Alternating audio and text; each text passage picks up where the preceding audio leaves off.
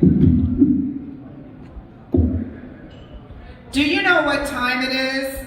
It is Ambedkar, Dr. Ambedkar time. That's what time it is.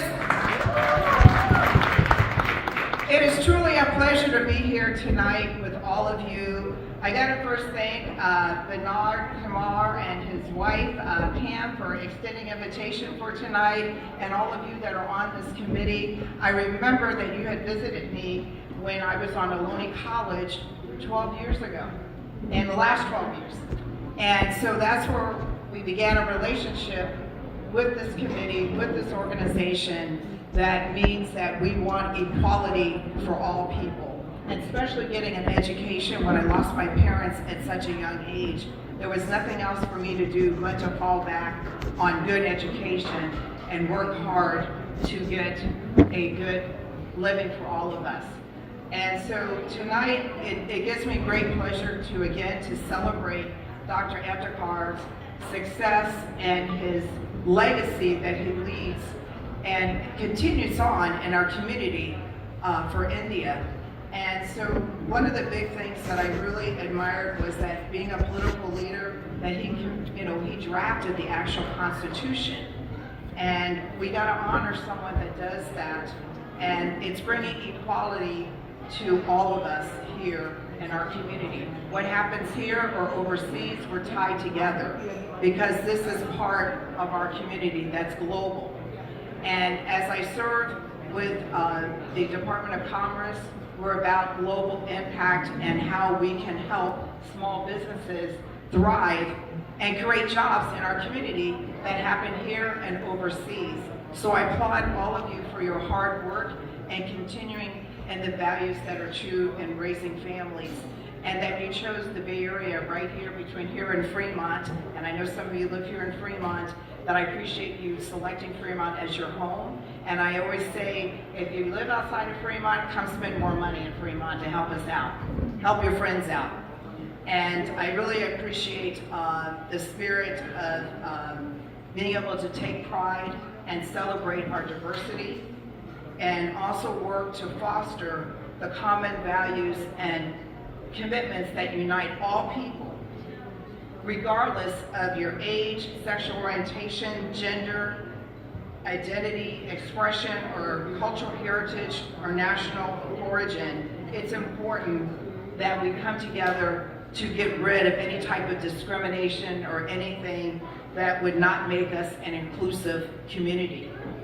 So I support just an inclusive community by speaking out and being unified with all of you, because it's about fighting against racism, discrimination, harassment, hatred, violence, all the things that are tearing our community apart. And especially when you're people of color, that it even hurts even deeper. And the struggle is really real and trying to overcome that. And so I believe that everyone deserves the opportunity to be able to fully participate, express everything that we offer in our different community, because we're on the planet. We've seen how, with living through COVID, how much we had to depend on each other to survive. Yes, we did lose loved ones. Yes, we had to come together because there was nobody else in our neighborhoods, in our community, except all of us coming together to figure out a way how we're going to get through the challenge. And some things are still continuing on. But one thing I know, and I had the pleasure of meeting Coretta Scott King, the wife of the late Dr. Martin Luther King, when I worked at the White House. And one of the big things that they always talked about was how important that we've got to make sure that we are not judged. 4 little girls are not judged by the color of their skin, but by the content of their character. And that was following the big bomb, that 4 girls went and changed clothes. They were going back up to church on a regular Sunday day, and they never made it out. They died in that bomb explosion down in the South, down in Alabama. And so it's important that we continue the values of some of the things that are very similar to making sure there's equality in our community. And another part that Dr. Martin Luther King, his wife, had spent over 10 years walking every day up the steps every week to talk to every single congressmen and women, or senators in the federal down in Washington, D.C. And it's so important that you realize the struggle that's real, that they were trying to make it a better place. I don't know if you realize, but in the Fremont Downtown Center, we have a quote, and I passed the initiative to making sure the quote was put on the wall of the city of Fremont that is dedicated to Coretta Scott King. And it states that the greatest love of the community is to serve your community with grace and love. That makes it the most valuable part of the community. And if we keep in those ideals, those are the things that we can help in helping to eliminate the challenges in our community. You know, Dr. Martin Luther King also talked about injustice anywhere is a threat to justice everywhere. And we've got to be able to look at the parallel of honoring Dr. Ambedkar for his vision and for why we're celebrating him, the legacy today. And I'm going to close with a little bit of a poem with a little twist, but it's important that we think about how we can work together. A day when the community rids itself of the barriers which divided and comes together as one. We find common ground.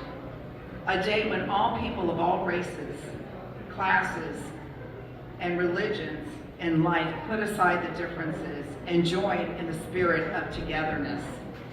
A day for our nation to be able to pay tribute to Dr. Ambedkar, who awoken the best qualities of what we have in Indian American spirit.